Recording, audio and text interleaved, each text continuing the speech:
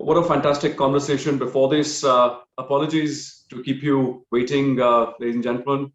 We can't have a virtual conference without some technology issues of getting in, getting out. When we used to have these things in person, we were all prepared to wait for people.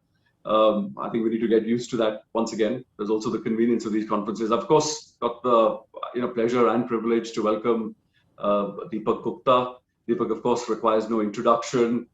The whole-time director on the board of Kotak Mahindra Bank, but more importantly, the joint managing director and responsible for the growth strategy, the growth charter of the Kotak Mahindra Group as a whole. Deepak's played various roles over his career at the bank, but the more important ones for this conversation is he's looked after IT, and that includes cyber, that includes the digital initiatives of the bank, and he's been a part of the group even before the group got the banking license. So since 1999, he's been at the group, and it was of course April 2003 that the group went into banking. This is supposed to be a conversation, but what I'll do is give you a quick 2 or 3 minutes overview of the fintech sector as we see it at Grant Thornton with our research. And then we'll have a conversation Q&A with Deepak. So India's, as you all are aware, amongst the fastest growing fintech markets in the world. Some people call it the fastest growing fintech market in the world. 2,100 fintechs in India today. 2/3 of those fintechs, it's not just 2,100, but 2/3 of those fintechs have come up only in the last 5 years. And they span the entire ecosystem, of course.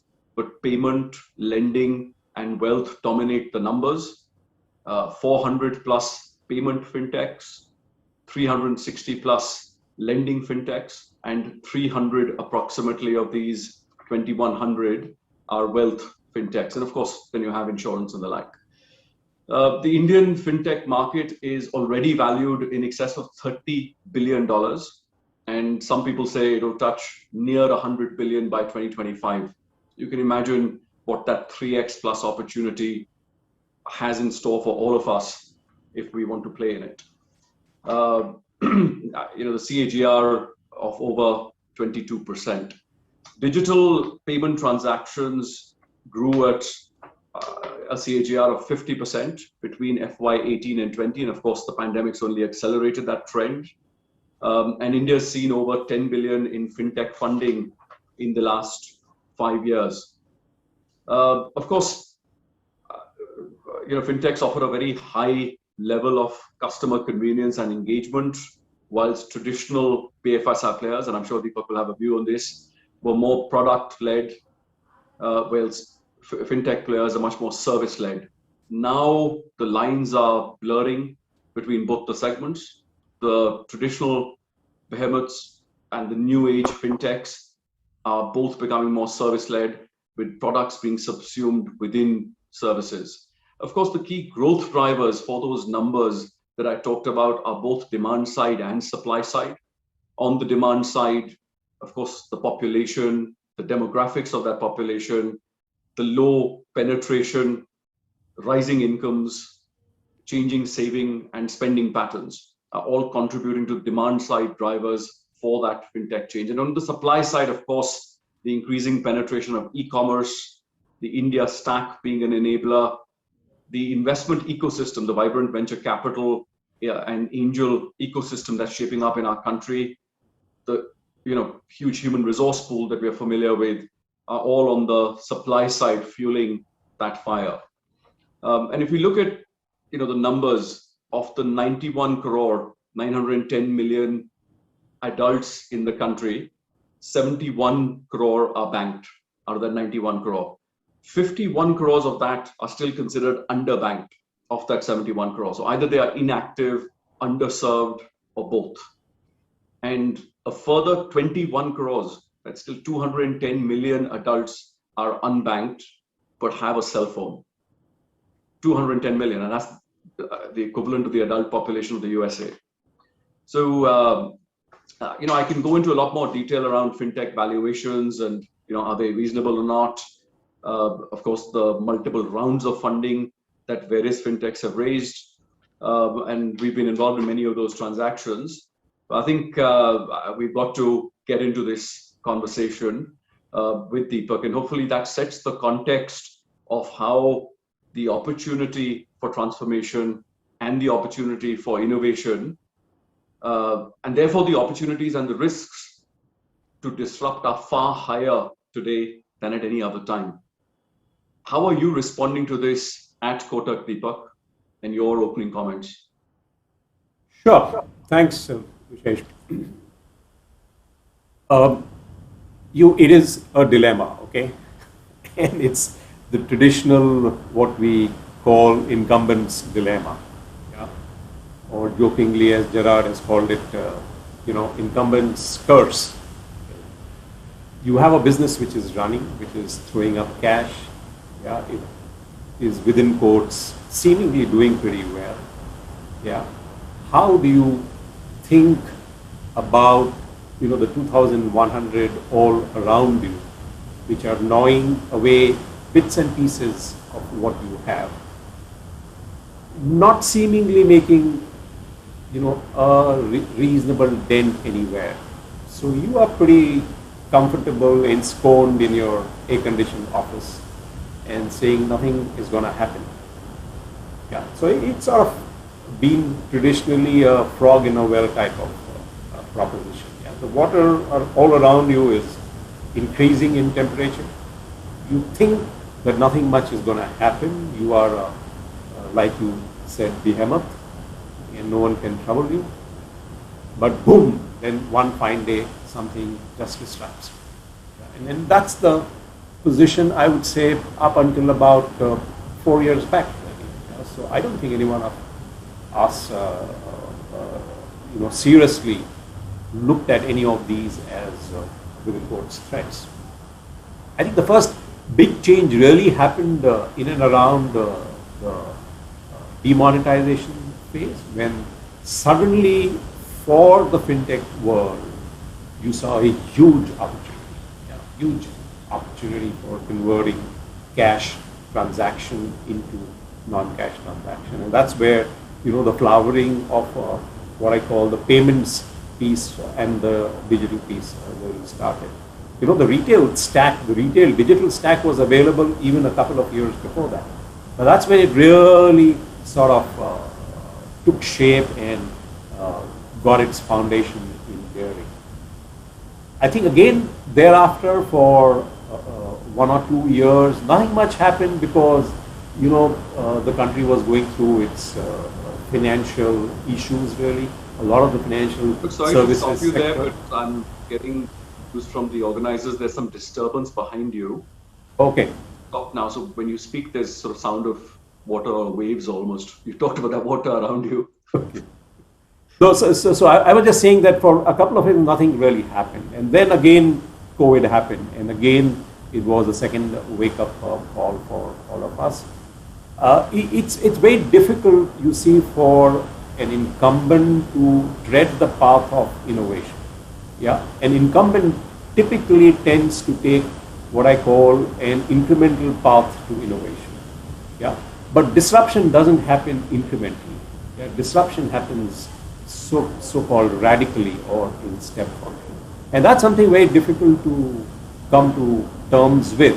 You have to be very clear that you want to be in that disruption, and you had better be part of that disruption. Otherwise, sooner or later, you will be part of what I call history.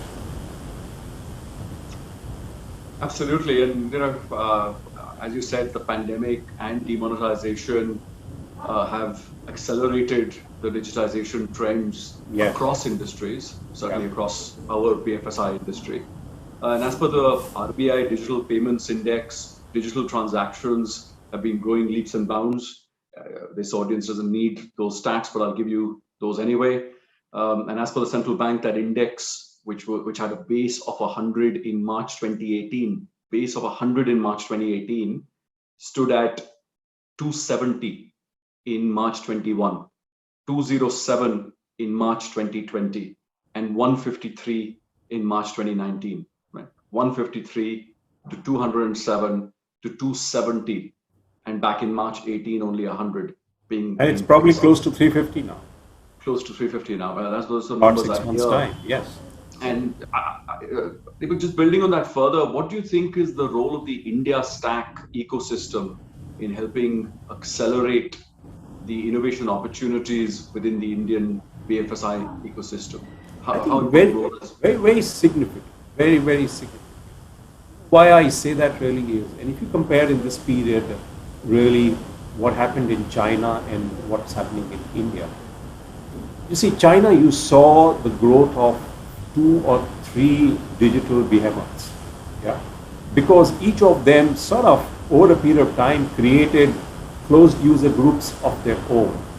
They did not need to interact with other closed user groups. The big thing in India we did really was we created these stacks, and interestingly, a reasonable part of the stack was either government controlled or government owned, really, or let's say government directed, yeah. Which meant whether you look at Aadhaar, which was the entire KYC piece, or you look at NPCI, which was the basic payments piece, everything had to move through that. So it did not give any unreasonable advantage to either the incumbents or the fintechs, yeah, to create unreasonable disruption around core systems. So everything grew in a reasonably orderly manner around the stack, which was very good. And you see, the stack also helped each of us get ideas. So the opportunity, unlike a lot of other places, was not only in one place. The opportunity was because we were changing from a physical system to a digital system. So geography was increasingly becoming out. We were shifting from a cash system to not necessarily plastics, but a straight digital system. So again, a very significant change itself. And we were getting a lot of unbanked onto bank itself, which was helping both part 1 and part 2 in any case. And from an existing player's point of view, incumbent's point of view, all of this was ultimately changing costs, yeah, which made it very different and reasonable. Of course, people who had the baggage of old cost legacy, yeah, had to surmount that part of the problem before getting onto this. But it did help a lot of fintechs start afresh and get into each of these opportunity areas. So the opportunity basket it created was huge. Right. It's a good contrast. China's 2 or 3 big digital behemoths. Yeah, you see what happened is that Alibaba created an ecosystem of itself. So you didn't have to go for KYC to a third system or to a government system. It authenticated on its own. It paid within the system. In India, we did not allow that opportunity, and hence, very interestingly, very unlikely that we will see any one large 1 or 2 players disrupting and monopolizing the marketplace. Yeah, that's a great contrast between China Yes. and India and the ecosystems. Of course, China now, as we know, is trying to see how it can control these large companies. Great, and thanks for bringing in that those levers as well. As Mr. Kotak himself says, geography is now history. Yeah, that's his famous statement. Big enabler. So Deepak, banks obviously know their customers well. Fintechs, I dare to say, are better than them in terms of product delivery and using tech for scale. Right? Some banks are creating fintech pods within their ecosystem, whilst others are using a partnership or acquisition strategy.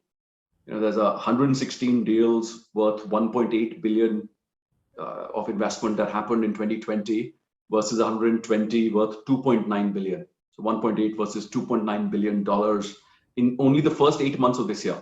That's the sort of money going into fintechs to back that aspiration of scale. Which way are you going at your bank? You talked about the incumbents curse earlier. Can you give us some light? Which way are you going? Are you creating more of those fintech pods within your ecosystem? Are you using partnership acquisitions or a bit of both? So Rajiv put it very nicely in the previous one. I just saw bits and pieces of his, where he said really uh, collaborations, at the end of collaboration, what you really want is reasonable access to your customer. Yeah. And the key issue really is, who does the customer belong to? Yeah. Because who does the customer belongs to ultimately depends on what are you going to ultimately do with the partnership. The partnership is not a single transaction or a single product proposition. Yeah. Ultimately, from a financial service point of view, the value remains essentially in creating lifetime value out of customers. And hence, whether the customer is yours or the fintechs becomes an important. Now, each one of them wants the customer, yeah, because each one of them wants to create that value really. Now, from our side, the way we've looked at it is, you cannot follow one single strategy. Yeah, you cannot really, yeah, because there are some things which the fintechs are doing wonderfully, yeah, and there are some things which we do reasonably well. Yeah, for example, the big thing we do reasonably well really is the basket of products and services. A bank is by nature closer to an universal proposition really. So the customer has the opportunity of doing just more than one single product proposition with the bank really. So the bank does that pretty well. The bank is regulated, so it ensures that some things are, ground hygiene when it comes to customer service, it comes to customer convenience and customer fairness really. The fintech on the other end is good in technology and good in a product customer proposition really. Yeah.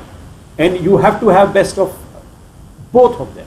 So the way we are saying really is, we have 10, 11 startups in the bank itself, yeah, which are specific product propositions. And these run like any other startups in the bank itself. Then in addition to these 11, we have about half a dozen where we collaborate with some fintechs, but these are very specific product propositions. Yeah, you may have one specifically through your API gateway on one part of wealth, someone may be only on loyalty points, someone else may essentially be on servicing of customers, a fourth may be only on managing, recoveries of customers. So these are very specific initiatives which you do in collaboration. And then, big one, the parent itself does what I call incremental innovation. So it's in three parts really. You collaborate on some specific product propositions, you run startup systems in places where you think you need to challenge yourself, and B, you keep innovating on a progressive part. And we're doing all the three really. There, Deepak, I must also ask you, since you yourself run HR before, when you've got these startups within your ecosystem and partnerships outside, how do those cultures clash? And do you let these startups within the bank have their own policies, have their own pay scales, have their own internal functions? To talk a little bit about that clash of cultures, and of course it is challenging. So you got to do all of that, okay? So the startups, the 11 startups of ours run like true startups. Deepak Gupta or Uday Kotak does not interfere, cannot interfere, will not interfere. The startup does what it thinks right. If the startup says, I want the pantry in my room on the 8th floor, the startup gets it. The startup says, I will not go to the common canteen of the bank, the startup gets it. The startup says, I will work from 8 o'clock in night to 7 o'clock in the morning. Gentlemen, ladies, so be it. We have nothing. So the HR approach to that is like any startup. Yeah. And you better do it that way. See, the moment you try and integrate it too much with the incumbent, yeah, the incumbent is jealous because the incumbent's feel is, hey, I'm generating all the diamond revenue. These guys are a bunch of youngsters. they have all the freedom. Whereas I have this constraint, I have that policy, you cannot run it that way. You have to necessarily disaggregate and say, these set of friends are on their own, and that's the only way it can work, because you see, ultimately it requires innovation. Yeah, and then unfortunately or fortunately, the no-head and the grey-head people can't think that way. Yeah, because all of us have been brought up in a boxed environment. This is the regulation, these are rules, this is what can be done, this is what cannot be done. A startup cannot, see, the moment you bind a startup with those constraints, you will not have innovation. So we've sort of left them relatively on their own. Yeah, of course, the only constraint which one builds, because it's part of ultimately a bank, is really the compliance piece. But for that, I'd say they are practically on their own. And then you can't have it any other way. Thank you. Yeah, no, clearly the autonomy being critical, but thanks for bringing that out, Deepak. So the key question there to ask is, who does the customer belong to? As we know, the big thing that plagues a lot of startups generally is the high customer acquisition cost and the low margins. And I think that three-way partnership clearly seems to be working for you. But the autonomy being the key, particularly the ones that are in your ecosystem. Yeah. Let's move on and talk a little bit about regulations. And of course, the regulator's been taking initiatives to make the innovation ecosystem more vibrant. You talked about the platform approach on the India stack. There's the suggestions for a new umbrella entity for payments similar to NPCI, data localization with a focus on protecting customer data in India, more regulatory clarity on digital lending through RBI's new working committee that's been constituted, the open banking initiative. I could go on. There's a whole host of things. How do you think the regulatory support and guidance has been there to support the innovation ecosystem within financial services, BFSI more generally? And if there were some asks you would have from the regulatory ecosystem, what would they be? I think the regulator's dilemma, is, do I control or do I define the parameters and then allow innovation? Or do I make it free, allow innovation, and then bring in the controls? Yeah. So basically, who comes first, the chicken or the egg, really? Yeah. Typically, when a regulator comes in, the normal approach is prescriptive. Yeah, do this, don't do that, this you cannot do this within this constraint. The moment you make it prescriptive, you sort of kill innovation 90%. Yeah. From a regulatory perspective, there are two or three things which, from a regulator, you need to control. Yeah. One is, if there is money involved, the money of the customer has to be safe. Yeah. B, the customer risk involved. Yeah. Whether not just the money, but even from a data protection point of view, really, whether the customer's interests are preserved, the servicing is adequate or no, and if there is risk capital involved, is the risk capital safe? Yeah, which is relevant more from a lending point of view. I think from a regulator's perspective, if those are the broad pieces which it gives directions on and leaves it to the principals for some period of time, rather than prescriptions on these, you will see a lot of innovation. Yeah? And you wait for it to go out of control before you come with the prescriptions. Yeah? Because today the way it happens is, the regulated has a lot of prescriptions. The unregulated neither has principles nor prescriptions, really. Yeah? And the two of them ultimately compete for the same customer, the same customer's wallet. Really. Yeah, and that's what really creates a lot of conflicts.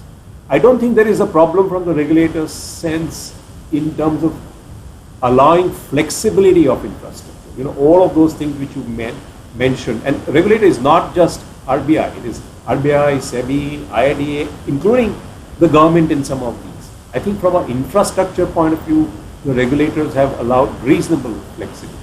I think the issue really is in the prescriptions thereafter. Deepak, we've been running behind time, and I've been getting messages that we need to bring this to a close. Of course, we could go on forever. We're just getting started.